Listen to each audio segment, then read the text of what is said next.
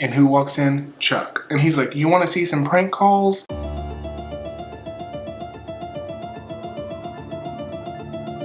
Hey, it's Che. Welcome back to my channel and welcome to another episode of Fear Street Friday. Today I am joined by Wesley. So, how do you feel about my Fear Street Friday series? I think it's a good idea. I think that these books are super funny and very old school 90s, so I'm excited to hear about how this one went. This is actually the second episode of Fear Street Friday. If you missed the first episode, I will go ahead and link it above. He actually was involved in the first episode. He was sitting behind camera, but he wanted to be on camera for this one. Yeah. He didn't read the book, but basically he's just gonna walk me through what this book is about, and then I guess I'm gonna react. See how it goes. As I said before, these videos will not be posted in chronological order. I don't have all the books. I did buy some of them, but he told me not to get obsessed and buy all the books, but because he just loves to buy books, and we're running out of room, and there are like so many of these books. I was like, please don't just go crazy and buy all of them, because like you can get them cheap, but like we don't have the space.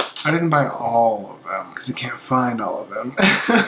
But today's Fear Street Friday video will be covering The Wrong Number. The Wrong Number was published in 1990, and let me tell you, it is a very 90s read. Love that. Let me go ahead and read you the back, the synopsis. Welcome to Fear Street. Don't listen to the stories they tell you about Fear Street. Wouldn't you rather explore it yourself and see if its dark terror and unexplained mysteries are true? You're not afraid, are you? It begins as an innocent prank when Deena Martinson and her best friend Jade Smith make sexy phone calls to the boys from school. Oh my God. But Deena's half-brother Chuck catches them in the act and threatens to tell their parents unless the girls let him in on the fun. Chuck begins making random calls, threatening anyone who answers. It's dangerous and exciting. They're even enjoying the publicity and the uproar they've caused until Chuck calls a number on Fear Street. Okay,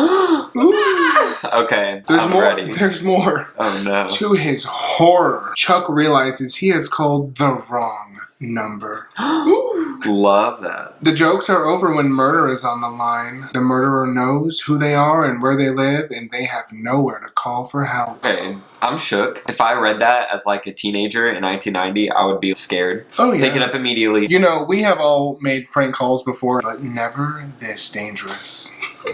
The tag is, it began as a prank and ended in murder. Oh God. So murder. Yeah. So this isn't like Goosebumps. This is like legit like PG-13. Yeah, and horror. On Fear Street, there's not monster blood, it's human blood. Yeah. So, okay. I mean, it doesn't really go into like graphic details. You know, when people are killed, it's just like kind of glosses over that. It's just, you know. But it's killed. There, like people like die. Yeah. And stuff like that. People die. Oh, okay. I'm ready. Okay, The Wrong Number. The Wrong Number starts with... I don't remember. I read this book so fast. The Wrong Number starts with Deena and her friend Jade. Now, they're best friends. Deena is your average American girl, as the lead in these Fear Street books always is. And her best friend is Jade, who is a trollop. Oh. She's beautiful, she's sultry, she's sexy, she's everything that Deena's not. But of course, opposites attract. Right. So they are best friends. Okay. Deena, her dad gets promoted to vice president of his company, so he has like, you know, he's rolling in the dough. So he is able to buy Deena her own cell phone. Now this is the 90s. 1990 cell phone. Yeah, so you know, that thing probably cost a lot. It was big and bulky, and I believe Jade described it as a jet plane control panel. I just imagine this huge phone. Oh my God. Deena's like, oh, I can call you now. Like, we can talk on the phone. And Jade's like, no, we can call strangers and prank them. And Deena's like, why could they not do that on their home phone? I guess it was just more thrilling because it's a cell phone and they had never had a cell phone before. I guess so. But really what happens next is they start making these prank calls, and Jade is really good. Like, she's just calling all these people. It's just weird that her first thought is like, oh, let's make sexy prank calls. Oh, yeah. Oh, well, I guess what really starts the sexy phone calls is the fact that Deena tells Jade, her half-brother, he is a troublemaker and he has just been kicked out of his school, so he is moving in with Deena. He's gonna start going to Jade and Deena's school, and Jade is like, whoa, who's this Chuck boy? Is he cute? And Deena's like, gross, he's my brother. And she's like, I'm gonna him. But sis! Basically, she's hinting like they're gonna hook up. It's gonna be a whole thing. And Deena's like, ew, gross. She knows what she wants. And she does. Jade is like, Deena, you should make a prank call. So she calls up this boy Rob in their class, and Deena starts talking sexy to him. He's like, hey, wow, I like the way you're vibing with me, girl. It says that? No. Okay. A lot of this is just paraphrasing because I was like, I don't take extensive notes. I do like tab, if you can see that, but I read this one pretty fast, so it's like fresh in my mind, but I don't remember all the details. Rob is like, whoa, who is this sexy girl calling me? You sound good, sweetie. And he's like, let's watch a few tapes sometime. Because it's the 90s, so they called them tapes, like VHS tapes. Yeah, baby. So I was like, what kind of tapes are you watching? Hey. Jade is like, oh, let's make some more calls. And Deena's like, whoa, like, she needs to slow down. Yeah, she's obsessed. She's like, this is making me uncomfortable, kind of like, that was fun, but let's wait until we meet again. Well, here comes Chuck, Deena's brother. He automatically is written to be this bad boy, mysterious. I'm picturing like a Jess from Gilmore Girls. Yeah, but the thing is, I could only picture him as Chuck from The Haunted Mask. Oh, God. So I was like, wait. Ew. Is this R.L. Stine slipping Chuck into Fear Street? But then I realized, damn, these were written first. Yeah. So, is Chuck from Fear Street Chuck in Goosebumps? We will find out. Deena and Jade, they meet back up. They're making more prank calls. And who walks in? Chuck. And he's like, you want to see some prank calls? He gets a phone book and he dials the number to the bowling alley. What does he tell the bowling alley? That there's a bomb in the building. God. And they need to get out. What the f? So they're like, oh my God, Chuck, why did you say there's a bomb in the building? Yeah, like they're like, whoa, that's too much. Like, we're just calling boys and telling them like sexy things. Yeah, sexy things. And you're like telling people they're gonna die. Oh, well, he's like, you gotta have fun, you've gotta be really threatening with this. There's an article published in the newspaper, that there was a bomb threat and that the police are investigating. Okay, so Deena, Chuck, and Jade, they start hanging out all the time. Obviously, there is like a flirtmance going on between Jade and Chuck because she's like, I'm getting that. She's a hoe. She literally is. But like, respect. Oh yeah, get some, but like, get that, Chuck. He dials a random number. Just random number. Picks it up out of nowhere. Yes. When she answers, she's screaming, help me, oh my God, someone please help me, he's gonna kill me. Oh my God. And they're like, whoa, like what do we do? So they're freaking out. What do? We need to figure out where they are and call the cops. They're like, we cannot go to the police because they will know it was us who made the bomb threat. Mm-hmm. So what do? They get the phone book, they look up the address, and they go to where this woman was just like, oh my God. Help me. They get to the house, go inside because the window had been punched out. Mm-hmm. They get in there, and what do they see? They see this woman is dead on the ground in a puddle of blood. There's the murder weapon. It's a knife. She's been stabbed. Oh my God. They didn't make it. They did not make it in time. She has been killed. Here comes a man in a ski mask, a burglar. He has burglarized the entire house and killed this woman. But guess what? He sees these kids, and what does he do? He runs to attack. So what does Chuck do? He grabs the murder weapon. Oh my God. He picks it up and he tries to stab the dude, but he misses and stabs the wall. Now his fingerprints are on the knife. His fingerprints are on the knife. R.L. Stine loves to do this. This is an R.L. Stine trope. The fingerprints are on the knife. As we saw in Bad Dreams, the previous episode, the person always grabs the knife that has been used to kill someone. So there's this huge battle. The three of them escape. They run out, peel out of the driveway. Here comes the man in his car chasing them. Oh my God. Chuck calls the police. He's like, there's been a murder. So the house is on Fear Street. The house that they went to is on Fear Street. Okay. Yeah, that's where the murder took place because all murder happens on Fear Street. Pretty much they're like, we can't say anything. We can't do anything. Thank you, Chuck, calling the police. But like, what are we going to do? 2 o'clock in the morning. Here's the detectives. Oh, shit. Where were you? What were you doing? To Deena and Chuck, and Deena and Chuck were like, we weren't doing anything, we were here the whole time. And they were like, were you at this place on Fear Street? They were like, officer, no sir, we weren't. And they're refusing to tell the truth. If they just said, yes, We made a prank call. Also, we're the people who made the prank call about the bomb threat. Sorry. But now you know. We're innocent. We ran there and saw this woman had been killed because she asked us for her help. There's a man that killed her. But what do? They don't say anything. They lied. They say that they were there the entire time. So guess what? Of course, Chuck had grabbed the knife. Mm-hmm. So Chuck's fingerprints are on the knife. They arrest Chuck in the murder of Edna Farberson. I'm like, idiot. Damn. You're so dumb. So Why stupid. did you do that? In comes Mr. Farberson. So he was in the house when it got burglarized. He's the one who said he saw them leaving. So my house was burglarized by these 3 teens. So he was getting home when he was asleep? I believe he was coming home from his restaurant. He was coming home from his restaurant when he saw these 3 kids break in and kill his wife. Oh my god. Yeah, he said he saw them kill her. Jade and Deena are like, we have got to prove that Chuck is innocent. Deena and Jade go on this quest to figure out exactly what happened and who killed Edna. They go and interview this woman who used to work with Mr. Farberson at his restaurant. Jade, this girl is good. She puts on a whole show. She pretends to be a completely different person with a little clipboard, and she's like, oh, we're just doing this survey. So this woman is like, oh, hold on, I'm getting a call. So she gets a call, and guess who it is? It's Mr. Farberson. So why is someone who used to work for you, why are you calling them? She's like, I can't do it. Will you please come get this? Take care of it? And he's like, I will, darling.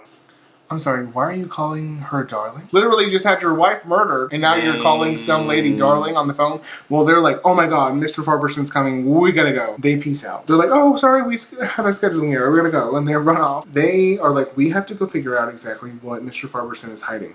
Why are these 2 connected? What's gonna be in this, what is he taking care of for her? Mm-hmm. Well, they spy on him, they watch him. He throws away this brown package that he gets from her. He throws it in the trash. They sneak to the back of his restaurant, Jade and Deena, and they fish through the dumpster to get this package. And when they open it up, they think that inside is going to be the ski mask that he used. But guess what's inside? What? A dead cat. Ew. Yeah. I was like, why? Why? What is the point? So they're like, I can't believe it's a dead cat. So what do? They go see Chuck. They're like, we think Mr. Farberson is up to something. Because they heard his voice and they connected his voice to the burglar's voice. Mm. So they were like, oh, it's Mr. Farberson. He's the killer. And there's also no one else that has come into the picture. Yeah, it's definitely him. You're automatically like, it's Mr. Farberson. Oh yeah, it's for sure him. Right? It has to be. Has to be. Wow. They go to Chuck, they see him in jail. They're like, what do we do? What do we do, Chuck? And Chuck's like, I wish I weren't in jail, because if I weren't in jail, I would go to his house, I would find evidence, and they say, okay, that's what we're going to do. He's like, no, you cannot go to that house alone. You cannot go. What do? They go. Bye, Chuck, gotta go. They go to his house. They sneak in, past the caution tape. They push in the window that had been opened. It's a little piece of cardboard. Oh my god, they're dumb. I know, they're so stupid. And all the power is down in the city, so that the lines are down. Like, they can't make phone calls. Yeah. So they were going to make a call and see if he was home. Yeah. And if he answered, they weren't going to go. Well, they didn't have a way of calling him. Oh my god, so they of course. They just go to his house. They break in. They're searching through his stuff. Oh, I totally forgot to mention that when they went to his restaurant, they were searching through his desk and they found a one-way ticket to Argentina. Oh, so why do you need a one-way ticket to Argentina a few days after your wife dies? It's a little shady. It's a little shady. Shady side. That's where they live. So they're searching through all his stuff. Where's some evidence? How can we prove that this man killed his wife and that Chuck is innocent? Well, let me show you this. They find a letter from his wife. Edna. Dear Stan, there's no use arguing anymore. I have made up my mind to leave you and nothing will change that. I know you can't make a go of the restaurant. When I gave you the money to buy it, I believed that finally you would be successful at something. Oh. But once again, you are a failure. Go off, sis. I refuse to give you any more money. In the last 5 years, you have gone through almost all of my inheritance. I have to save something for myself. Wow. I'll be by Saturday night to pick up my things. Goodbye, Edna. And what did he do? He killed her. He killed her. And guess what? Here he comes. He's trying to run off to Argentina. Opens the door, and they're up there reading the letter. Of course. What do? They hide. He comes in and instantly falls asleep on the couch. They're hiding in his study. Yeah. So they're like, oh my god, we have to go, we have to sneak out. They have this letter, they're like, oh my god, we have the proof he killed. Which is not actually proof, it's just some type of evidence. How do you go and be like, oh yeah, we were just broke into a crime scene house to find some evidence, but here's the evidence that proves we didn't do it, but also we committed several crimes. Yeah, literally, they're just committing all the crimes. Just saying, it was a crime scene. Yeah, it was a crime scene. They literally walked past the chalk outline of her body and her blood splatters on the floor and look at this letter. Yeah. And well, which is really weird because the husband is just like sleeping on the couch. Yeah, why is he like sleeping on the... That's another sign right there. Well, they're like, we gotta get out of here. So they go down the stairs and he's asleep. And then they're like, oh no, he's not asleep anymore because he starts stretching and yawning. Of course. They run back upstairs and knock over a trash can. So he's like, oh, what's that? Goes up the stairs, and there they are. Oh my god. So this big fight ensues, and they're like, we know you killed your wife. Which I'm like, why would you say that? Yeah, now he's gonna kill you. Like, yeah, so he takes Jade, and he's like, bam, bitch, and throws her across the room. She's unconscious, and Deena's like, you killed my friend. So dramatic, Deena. Literally. Deena gets a frying pan and hits him with it. It like cuts his hand open, I guess, because he like shields himself. It cuts his hand open. And where do they go? Out the window. They jump out the window onto this tree. Well, guess who's down below soon with a saw? Oh my god. Trying to saw the tree in half, and they're like, we're gonna die. Doesn't that like take a long time though? I know. Like, I was like, how did he get down so fast, and how was he sawing this tree? Yeah, like so quickly. I don't think you can. It's very intense. Alright, I'll take your word for it. Yeah, well, they're like, oh my god, we're gonna die, how do we get down? And the tree's like wobbling as he's like, you know, trying to saw it. Jade almost falls, she's scared she's gonna get sawed in half. And what happens? Here come the police. Oh, love that. How did they know? Because Chuck called the detective and said, I'm ready to confess.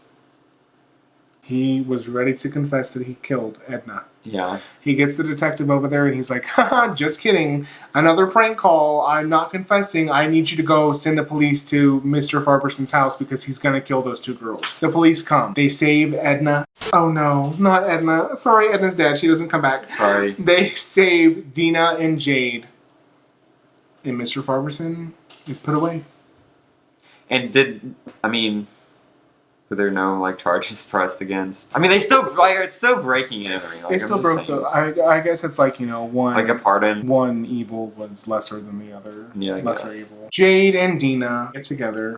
Rob, the guy that Deena had prank called, they end up together. Oh my gosh. They're like, let's watch some tapes after school, and he's like, hey, you know, Chuck and Jade, you should come with us. Jade is like, you know what? I might have too much homework tonight, but Deena, I will call you and let you know. And Deena, she says, you know what? I am tired of phone calls, so you can just send me a postcard. Damn. The end. Period. So, you know, my girls, they survived. Mr. Farberson doesn't kill my girls. Thank God. He is convicted of murdering his wife for her money. Yeah. Deena and Jade are queens. Oh, they are. They totally slayed. Queens. They literally slayed. Love that. I loved this. I thought it was really funny. Did you like it better than the other one? Than Bad Dreams? I think I did. This one was like a thriller. There was murder and death on the line. I was here for it. Love that. I was very entertained. I would give it 5 out of 5 stars. Love it. All right. Well, thank you so much for watching. Down in the comments below, if you have read Wrong Number, let me know what you think about it. If you like this video or you just like us, give it a thumbs up. If you want to see more Fear Street videos, give it a thumbs up. Let me know down below which Fear Street book you would like me to cover next Friday on Fear Street Friday. Also, if you're not already subscribed, please go ahead, hit that subscribe button so that you can stay up to date with everything that's going on with us and me and my wacky mind. Thank you so much for watching, and we will see you in the next video. Viewers beware, you're in for a skip.